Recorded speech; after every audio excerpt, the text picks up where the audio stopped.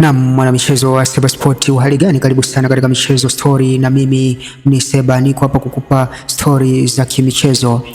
Msimu huu wa ligi kuu ya NBC Premier League ulikuwa wazi kwa Azam FC kwa sababu ameweza kubato vyema na mafarasi wawili, nikimaanisha Simba pamoja na Yanga, akichukua pointi 3 kwa Simba, akichukua pointi 1 kwa Young Africans katika mchezo wa raundi ya kwanza ya ligi kuu ya NBC Premier League.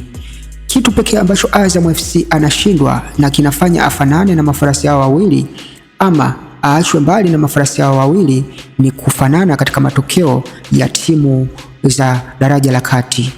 Azam FC ameshindwa kabisa kubato vyema na timu za daraja la kati kama anavyobato vyema na timu za daraja la juu kama Simba pamoja na Yanga pamoja na Singida Black Stars. Hiki ndio kitu pekee ambacho kinamgharimu Azam kushindwa kutumia nafasi hii ambayo mafarasi hao wawili wanaopokezana ubingwa wa ligi kuu ya NBC Premier League wakiwa wamedrop. Tunaona wote wawili Simba na Yanga wamekuwa wanapanda shuka sana msimu huu.